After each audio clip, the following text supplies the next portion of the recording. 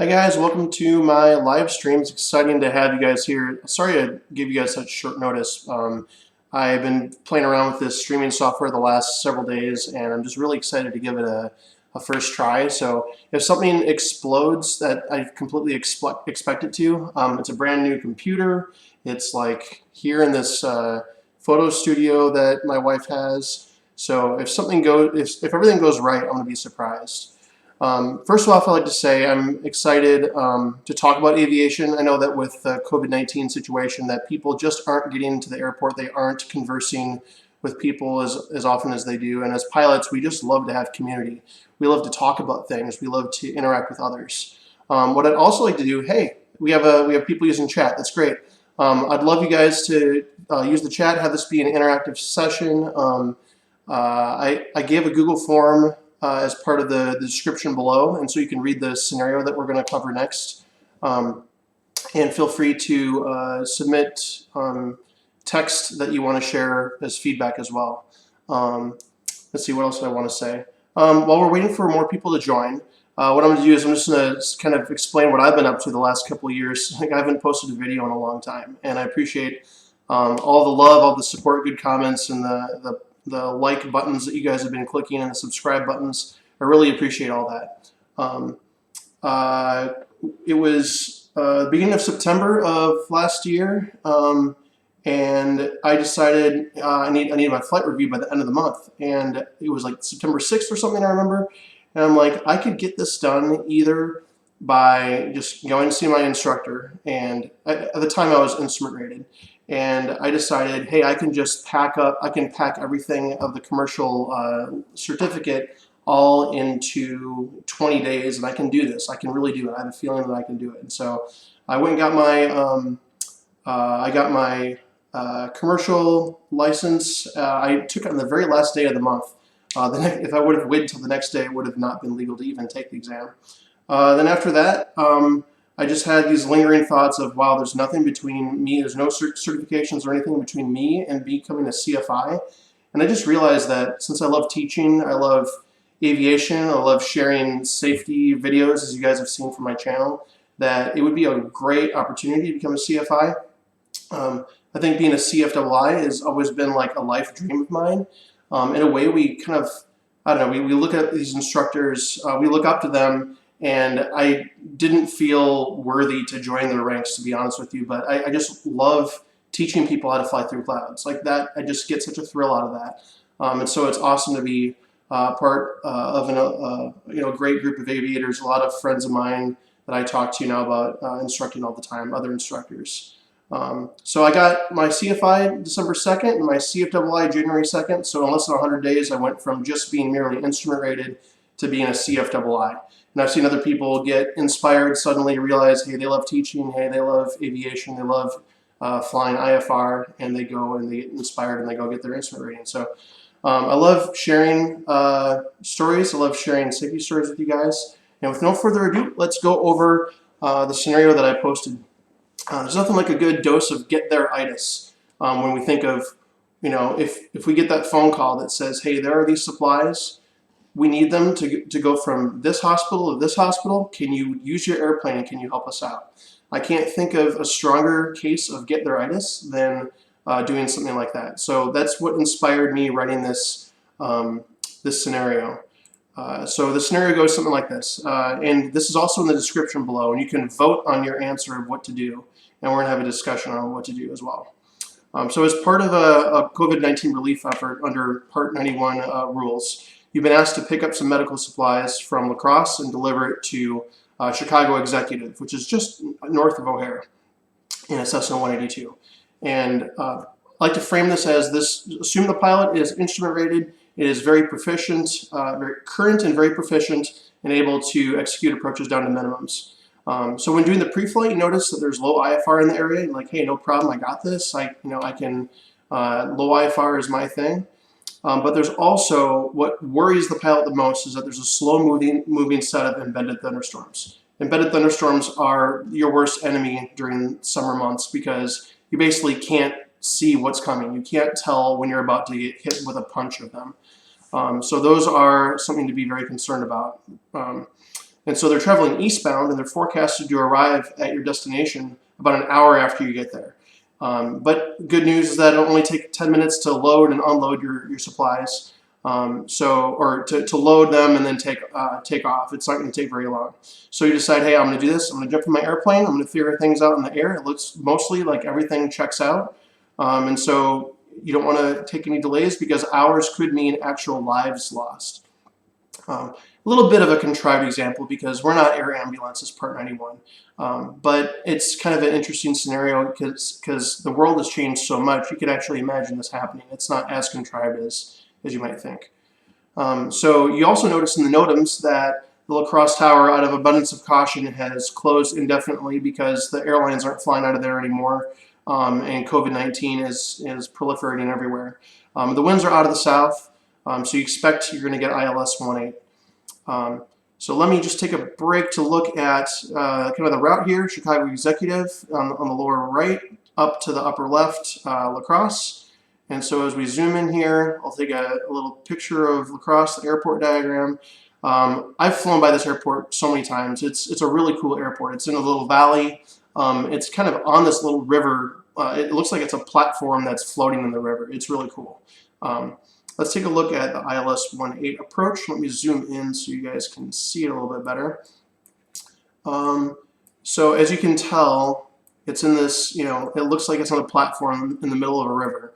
And look at all these obstacles. It's ridiculous. The airport elevation is 656, and look at all these obstacles. It looks like a nightmare.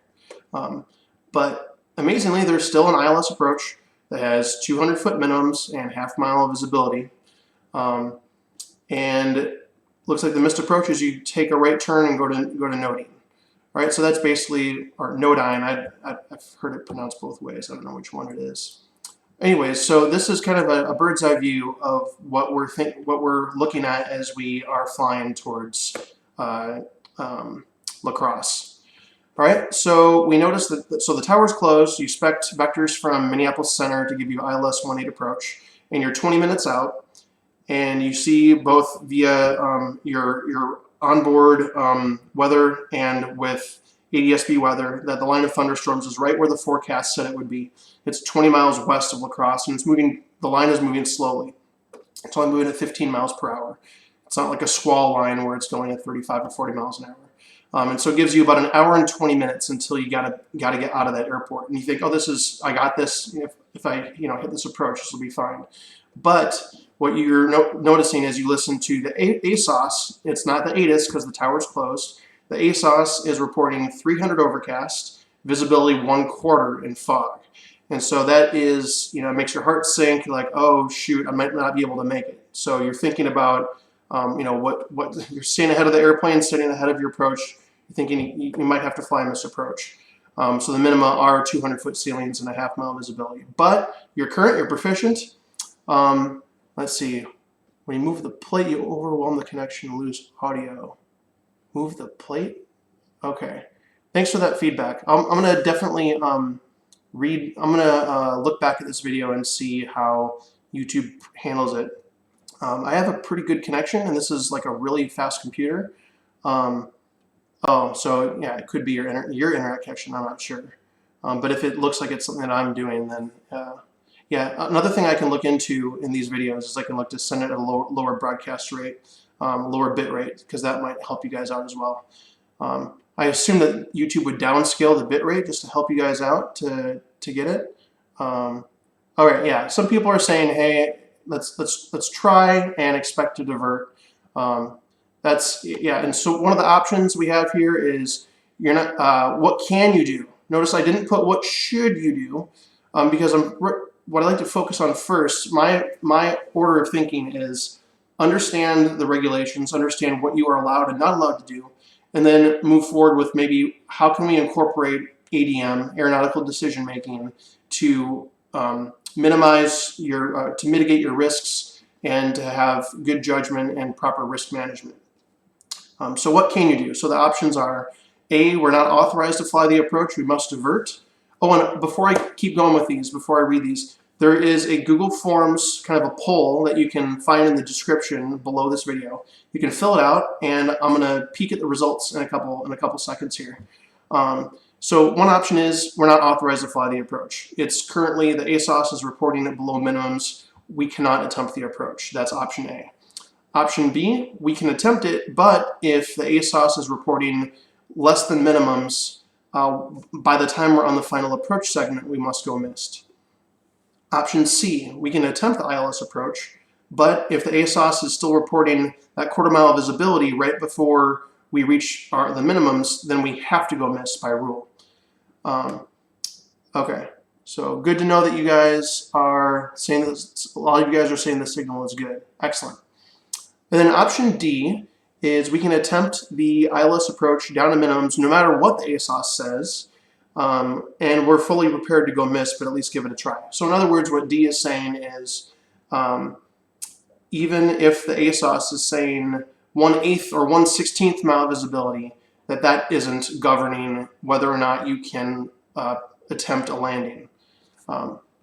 Okay, and then the follow-up question that I kind of give in the form is kind of a free-form text answer is, what else can we do to improve the situation, to mitigate our risks, right? Because after you figure out what do the regs say, then you say, all right, how do I apply the regs to my life and to my risks and so forth? Because no situation is ever the same. If this is a 182, or if this is a Mooney, or if this is a Malibu, or if this is a TBM, you might have slightly different answers or criteria for what you do in terms of ADM. Okay, so let's take a look at what you guys are saying. 13 responses. I see there's 26 people on the stream now, so half of you responded, and most people are saying D. And it looks like one, maybe two people said C. It is 7%, that's one person. Okay. So yes, that's pretty much what the regulations say. And the key here is the FAA legal interpretation of flight visibility. Right? Flight visibility is the governing visibility. And the fun thing, or maybe mysterious thing, is the only way that you can determine that is from the cockpit window. It doesn't matter what the ground station installed on top of the tower cab is reporting. It matters what you can see out the window. It's happened more than once in my experience where you don't really see, or where you can see the runway pretty clearly, but between the runway and the tower, there's a huge fog bank just sitting there. So that is right. That's but the other question, the real question is, how do we apply this? What can we do to make this flight turn out good? And so here you are, imagine, staying ahead of the airplane, you're flying the ILS 18 approach and you're coming this way. Staying ahead of the airplane, what happens next? Assume that you're going to go missed. Assume, like, worst case scenario, I go missed. Now what? So what you're going to do is you're going to make a right turn and you're going to hold at noting. And you're not going to expect, if the tower was manned, they might be able to give you a vector to the east away from the thunderstorms. But without a tower, they can't give you custom vectors based on what they're observing the weather to be. So what you can do is you can ask the approach controller, the Minneapolis Center or whatever it is, you can ask them to give you a custom missed approach procedure. You can say, for my missed approach, I would like to turn left, or I'd like to climb straight ahead to 2000, then turn left heading 090. And then you could say intercept the noting 090 radial at the 20 mile DME, for instance. Or you can negotiate. Just view it as a negotiation. Sometimes ATC might not care if it's just fly a certain heading in a particular altitude. Other times they might want you to enter a holding pattern somewhere. And then you might need to get more specific on where exactly you're going to initiate the hold. This was actually a question on my instrument check ride about 5-6 years ago. Was, well, not a question, but something the examiner shared with me. He said he was going into La Crosse on an airlines flight, and the captain noticed that there were thunderstorms to the west. And so what he can do is just say, I want a missed approach custom procedure to not head me right into the middle of the thunderstorms like this does. If you fly this, you're going to run right into the thunderstorms. And so then you have to pick, well, then it becomes an emergency situation where now you have to deviate from an approach plate because you now have an emergency. So to avoid an emergency, stay ahead of the airplane. All right, so let's look at, I'm going to turn the video back to just me, and I'm going to just glance real quick at the responses that you guys had for the text. Let's see, good ADM, what did you guys say? Pardon me for a second while I try to figure out. All right, so one person said, consider delaying the flight until after the storms have passed. Let me try to share this screen with you guys. All right, one person said, yeah, I'll try to make this screen a little bigger so you guys can see it. I need to click on the right thing, sorry about that. All right, consider delaying the flight until after the storms have passed. Ensure you have a good alternate, well clear of the embedded storms, and time to get there before the storms are near. That is a good option. However, the premise of this whole situation was to set up a get there-itis situation where you can save hours, and hours might translate into 10, 20, 100 lives, for instance. So that kind of defeats the premise of the question, but I like the response. It's a good one that exercises good judgment. All right. Unless you're confident the people on the ramp are actually ready to load and get you out of there in 10 minutes, abort. Downdraft gusts can easily extend 5 miles from the thunderstorms, so you only have an hour. You'll trivially spend 15 minutes taxiing. You'll be trapped unless you have your departure clearance already filed and picked up before you join the final approach course. That's a really good point. I didn't think about that. So what you could even do there to stay ahead of the airplane even more, to avoid being trapped, is you can ask the approach controller, say, hey, I'm doing a critical flight for humanitarian purposes. I would really like to pick up my IFR clearance out of here right now while you're inbound.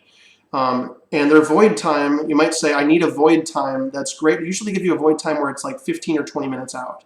You could say, this is a special flight. If you have no other traffic, can you please give me a super long void time? And I'm sure they could work it out. Also, what I'll add to that is now they're publishing in what used to be called the AFD, Airport Facility Directory, now called the Chart Supplement. They have phone numbers to all of the controlling facilities for your approach departure control. So when you're on the ground at La Crosse, you don't have to, you can have that phone number already programmed into your cell phone. You can call them and say, hey, I would like to get my clearance, and you're talking to the controller themselves. You're not talking to someone who has to then pick up the phone and call the controllers and relay the clearance that way. So I'd say nowadays it's a lot easier to get a quick clearance if you need it, but you could think ahead and say, hey, I would like my clearance right now, and give me a void time in 45 minutes because I think I can get off the ground in 45 minutes. But that's a very good comment. Hey, I love how interactive this is already. And sorry if I've missed some chat. It's hard to kind of keep my eyes in 3 places at once. Great feedback. I liked it. See, this person said, start thinking about whether you're going to get a hold of the airport. Get a hold, as the airport be one and one out, and decide how long you're willing to hold in advance. Come up with the alternates. So this comes up with the general statement that we need to have good alternates, and also the main point that I made earlier, that you can design your own missed approach procedure. You can negotiate that with air traffic control while you're en route. Figure that out well ahead of time. And if the controller that you're talking to isn't your final approach controller, they can relay that information between controllers just by picking up a phone and pressing a button. So that negotiation can start really early. It doesn't have to be in the last 5 minutes. It can be 30 minutes out, maybe even 45 minutes out. They'll be willing to talk to other controllers to get that worked out for you. Okay, let's see, what is this? Know what 1/2 mile looks like from the MDA. In this case, it's technically not an MDA, it's a DA or DH, decision height, because it's an ILS, but that's a really good point. Know what 1/2 mile looks like. If you don't know what that looks like, how are you supposed to judge the flight visibility? And flight visibility is controlling, so that's a very good point. What I'll say is, if you think the moment you get your instrument rating, you're going to be able to fly instrument approaches down to minimums right away, you are sorely mistaken. And part of the ACS requirements for the instrument rating is that you need to have personal minimums. It's in there. Look it up. Just Google search personal minimums, Control F, personal minimums inside that ACS instrument rating document. And they say that personal minimums are required. And so how you choose to set those is up to you, but the bottom line is you need to do maybe hundreds of approaches before you can fly down to that half-mile visibility at the decision height. And the regulations work so that if you have the approach lights in sight and the visibility, it meets what's on the plate, then you can continue down to 100 feet above the touchdown zone elevation and continue your hunt for the runway environment if you have the approach lights in sight. All right, let's see, what else do we have? I don't know, I'm not a pilot. Excellent. Let's see, is there more feedback? Oh, okay, there must have been an extra return there. All right, and consider a nearby alternate. All very good pieces of feedback, you guys. This is excellent. And 14 responses, almost everyone passed this exam test question or whatever you want to think of it as. Excellent. And I really appreciate it. I mean, I didn't even think ahead to, hey, I need to have my clearance ready for departing back, and I'll be stuck on the ground, because even though it's, if it were a Class G airport, even though technically you can fly into the clouds in Class G without a clearance, it's like totally 9113 careless and reckless if you were to try to do that. So even if you say, oh, as soon as I'm airborne, I can contact the approach controller over there. It doesn't matter. You really should have the clearance before you get anywhere close to IMC. Yeah, there was a guy who got busted for that. He even thought really well ahead. There was an aircraft departing IFR, and he knew that the airspace would be locked up for that guy because he had a clearance, and he knew where that guy was going. And he justified it where, I know that guy is on this heading, and I can depart into IMC and get my clearance while I'm in IMC, because the approach or the controller had declined his request for a clearance. He thought, oh, the other guy's gonna have radar contact, and then I can just get my clearance airborne. The guy got busted from 9113. That it's possible there could have been a mid-air collision. Okay, let me think if there's anything else I want to share about this. If you guys have, yeah, personal minimum VFR only, hey, I'm cool with that. You know, I would say after you get your instrument rating, you probably shouldn't splash around in stuff that's below 800 foot ceilings. You really need to work your way down, and that's what I'll say. What I did is you get your first look at what a 2-mile visibility approach looks like, and you say, hey, that wasn't as bad as I thought. And then you get your first time where you see 1-mile visibility, and you're like, well, okay, it wasn't as good as 2 miles, but that wasn't really, like, that didn't seem like I was going beyond my comfort zone too much. And you kind of just gently push your envelope farther and farther. I kind of did something similar like that in terms of I've been flying for 13 years in the Midwest, and I'd never picked up even a trace of ice. And I thought maybe the situations that I fly in, I'm just saying no to too many flights, because for 13 years, if I haven't even gotten a trace of ice, is it possible that I'm being too cautious? Are my minimums too conservative? So even for things like that, you apply the same kind of methodology where you say, all right, this time I'm going to take a very calculated risk, but with this risk, I'm going to make sure that I have these outs. It's VFR over here. The cloud deck is only 100 feet or 500 feet thick over here. This can be a whole other topic that we have sometime later. Let me just close out this time with one story of a recent flight that I had that I'd like to share with you guys, where I learned something and had a pretty good experience doing it. I was flying out of Flying Cloud. I don't know if you guys are familiar, but it's just to the southwest of Minneapolis. And Flying Cloud Airport, it's a really cool place. They have 4 or 5 really good FBOs there. And it's really beautiful just to the south of the airport. There's a lake and a river down there, and it's a really cool place to fly over. So on this particular flight, I had an IFR clearance. I was holding short of 10 left, and I was getting ready to depart. And Okay, I see the question for what's my personal minimums, and one person said, never getting ice means you're planning on flying safely. Let me interrupt myself. I agree. Like, there's nothing wrong with never getting ice. However, I will note that when I got my instrument rating, there were some instructors that took me up in clouds that were, the temperature was below freezing. And to me, I looked at them and said, wait a second. This is visible moisture and it's below zero. So isn't this like dangerous? But to make a long story short, it's quite possible that you have situations where you have clouds that are below freezing, but there is a very low probability of ice. I'd love to expand on that more. I think the next live stream topic I'd love to cover on how I do a pre-flight in the winter, especially in the context of cloud ceilings and how do you negotiate icing risks and things like that. I'd love to go into that. Thank you for that feedback. I appreciate that. And after 6 years IFR, what are my personal minimums? So I've really ground them down. I really worked hard at just flying approaches every chance I got, staying current, flying in the simulator and stuff like that. I even bought a Redbird TD flight simulator so that I could get even loggable proficiency. What I say is, for my personal minimums IFR, I'm willing to fly them down to the minimums if and only if I've had an approach in that airplane down to in low IFR in the last month. I have to have, because for example, if I haven't flown in a G1000 for a while and I get back up in a G1000, I can be flopping all over the place like a fish, not knowing what I'm doing for the first 10-15 minutes if I'm not careful. There's also levels of difficulty. I believe in this theory of if you go flying at night, that's like adds one level of difficulty. If you go flying and you're just not feeling 100% health-wise, that adds a whole nother level of difficulty. If you're a little bit tired, it's at the very end of your day, and that adds another level of difficulty.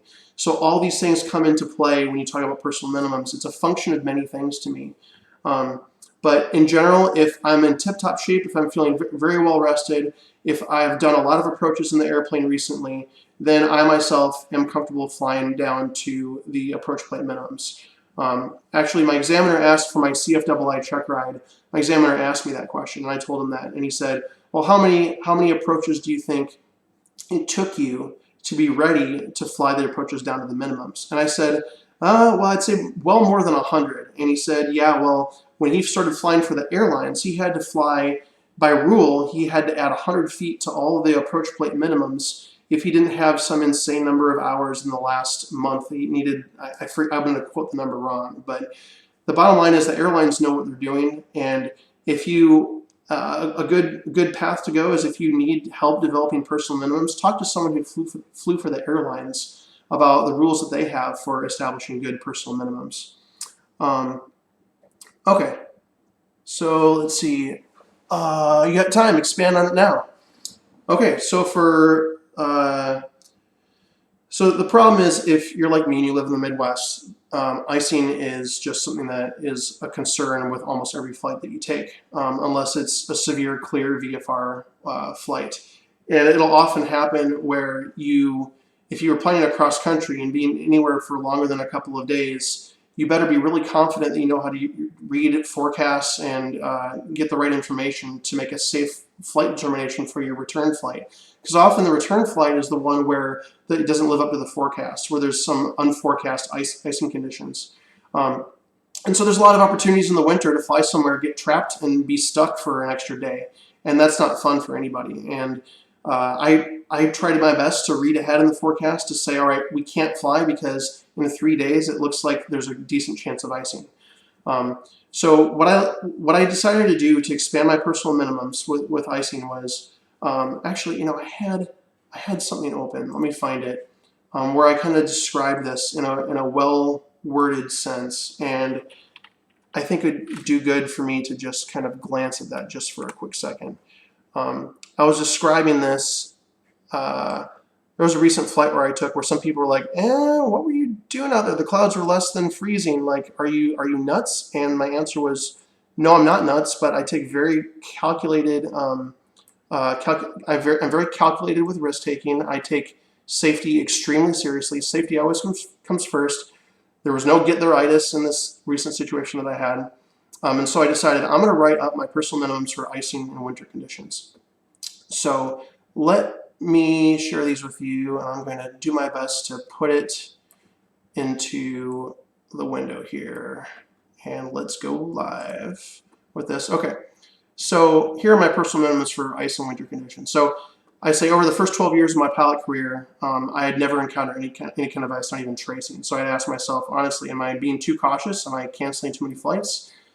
So I did a ton of research. I read lots and lots of articles, learning about what is the most the highest risk of ice as a function of the temperature below zero. Because what you'll notice if you look at a lot of the pilot reports of icing, you'll see that there's almost none right at zero. You'd think there would be, but there's actually not a lot. Usually there's a huge cluster of them that start at -2 degrees Celsius, and then there's a pile of them at -5 Celsius, and occasionally you'll see them in -10 Celsius, but then you'll never see anything at -15 Celsius or colder than that. So there's a bunch of articles that go into depth on what kinds of icing do you see in different situations. And so I encourage you guys to go research that, go figure that out, go find out like what characteristics correspond to what kind of icing. SLD icing, supercooled liquid droplets, is a very scary kind of icing. It's something that you can accumulate a ton of clear ice in a very short amount of time. One of my instructors that I went up with, I asked him about that, and he said, yeah, I decided to try it one time. I said, oh, what happened? And he said, well, I think it was a friend of his. They decided to find out the cloud deck was 500 feet thick, and they said, let's go through this, even though there was icing reported. I don't know exactly the true story behind it. They calculated that they were picking up, I think it was almost 2 inches per minute of ice. So no doubt they probably flew through that cloud deck in 30 seconds, and they got 1 inch of ice, and that's how they figured out that calculation. So icing is something to take very, very seriously. Now, me, through all this experiential kind of these experiments that I've done, I've never picked up more than a trace of ice. And the trace, what I mean is, you get up to the wing and you can barely see it, and you have to feel the wing, and it feels a little bit glossy. And if you scratch it, it just falls right off, or it's like a piece of snow or something. So I've never gotten more ice than that before, and I don't plan on it. I plan on taking extremely calculated risks. And things like, I need to know exactly how thick the cloud deck is. I need to know that the forecast probability is extremely low. And on top of that, I want a negative pilot report of icing, that someone already flew through the clouds before me and they said there was no icing. Also, there's a possibility of an airliner descending through clouds with supercooled wings that picks up more ice than it would if it was ascending. So there's that consideration to take in pilot reports as well. But nonetheless, I would be very, very uncomfortable if a plane in any condition, ascending or descending, reported ice at a particular altitude. So I read a lot of articles about IFR and sub-zero temperatures. And like I've said in this video, I'm a huge proponent of slowly pushing your personal minimums envelope and taking very small calculated risks as you try to figure out what your personal minimums are. So what I found, I've got trace ice like 3 or 4 times in the past 3 years, but no measurable ice, no ice that you could ever even take a caliper and say, oh, it was like 1 millimeter or 2 millimeters thick or whatever, nothing like that. So as long as you do the proper homework and research beforehand, and take calculated risks. I'm not going to give you a magic formula. If you came here for a magic formula, I'm just not going to give it. But there are some myth busters where I've had some people walk up to me, like for instance, it'll be snowing and there'll be like 3/4 miles visibility. There will be a low, thin cloud deck that is slightly below zero, but then the snow is really coming from about 5,000 or 6,000 feet above the airplane. And so they think, okay, you flew through a cloud, it's snowing heavily, how in the heck are you still alive when you landed on the ground? And I get really frustrated when people realize that they don't realize that low level of cloud, that low thin layer, had no icing in it whatsoever. So I don't know. I guess the point is that If you want to remain clear of any people saying, oh, you're doing something sketchy, then you're not going to be flying in very many situations at all in the winter in negative temperature clouds. There's nothing wrong with that. But if you want to go flying more often, you might need to push your personal envelope just a little bit. So Mythbusters, low visibility doesn't equate to icing conditions in the winter. And another Mythbuster is IMC and subfreezing temperatures doesn't necessarily equate to icing conditions. I like to have a negative pilot report of icing, like I've said before, and snowfall itself, like I mentioned earlier, doesn't imply that icing is imminent. My personal minimums, what I define very clearly, is I will not fly when either there's forecasted icing conditions that are likely within a few thousand feet of my altitude, or there are pilot reports within a couple thousand feet of my altitude.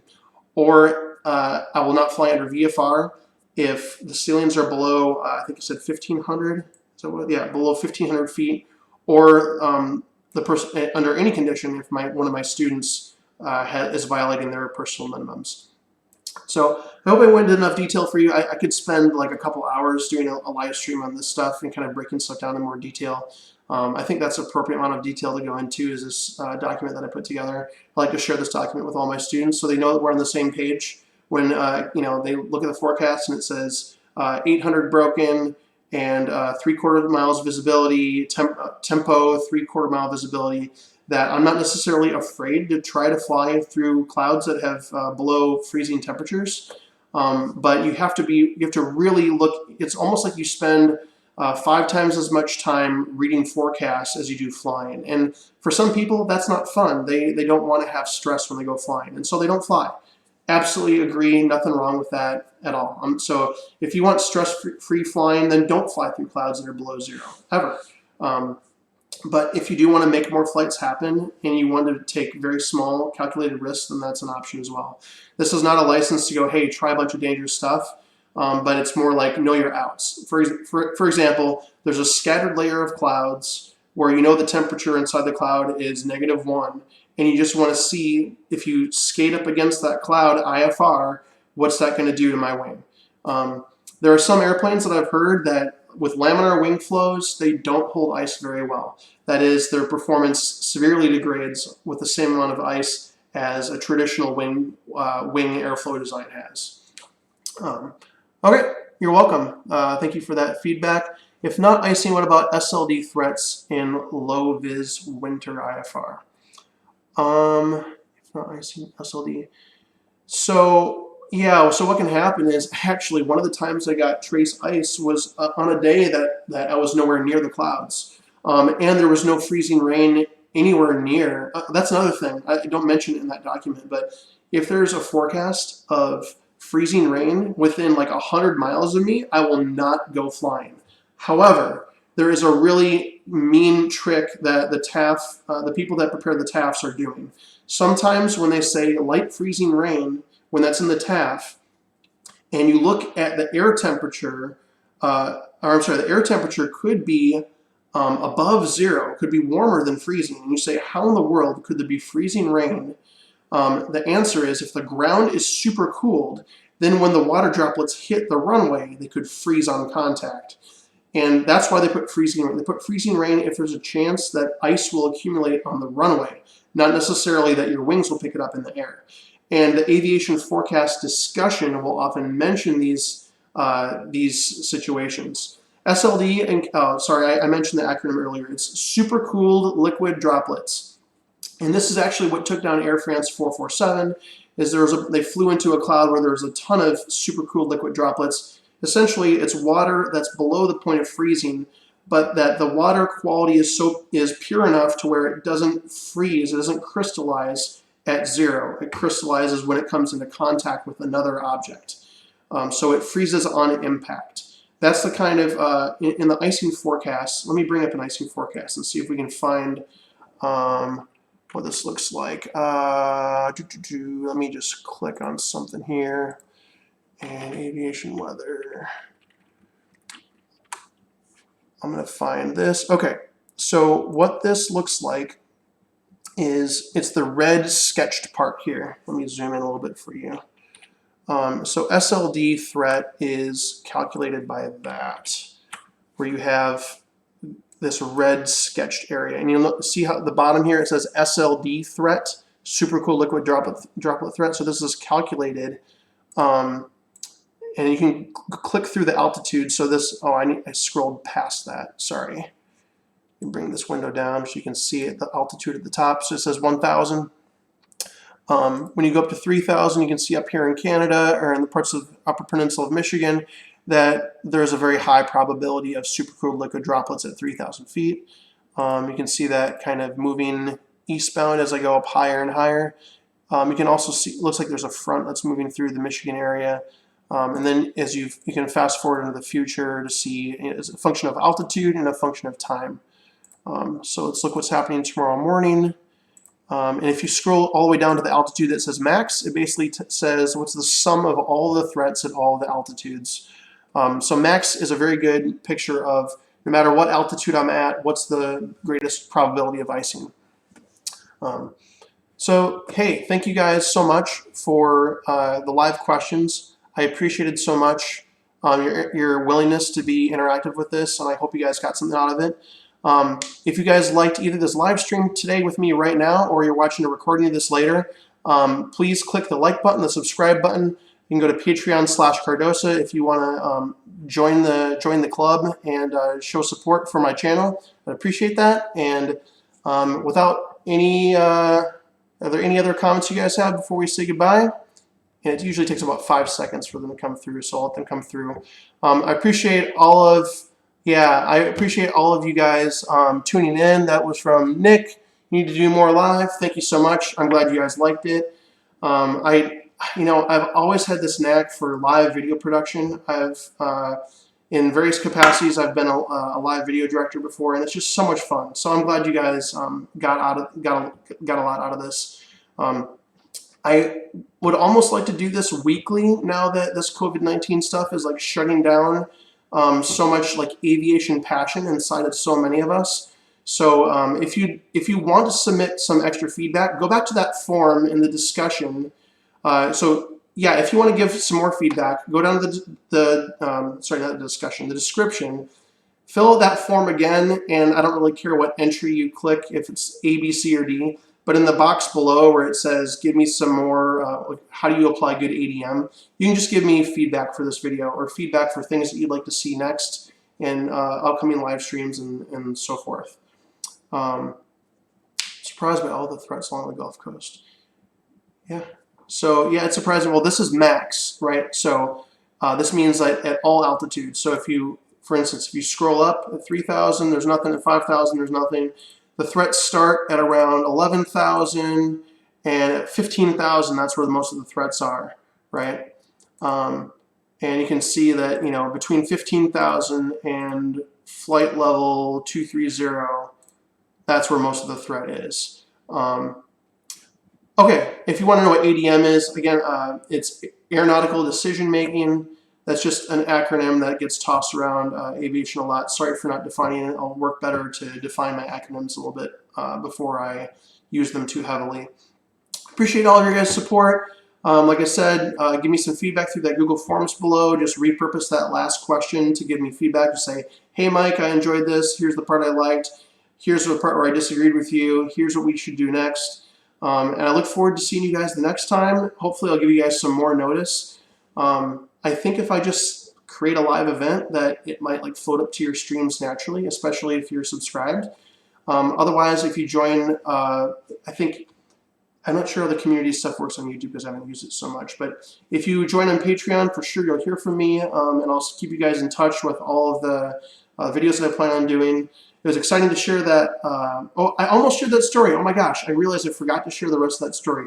So the next time we get together, I'll share that story at Flying Cloud Airport. I'd much rather prioritize your live questions. I had a lot of fun doing that. Where am I located? I'm located in Madison, Wisconsin area. So the COVID-19 threat is not too extreme here yet, but the governor has stayed home until the end of April. So I'm excited to do more live streams. Thank you guys so much for tuning in. I appreciate you guys. Take care and see you later.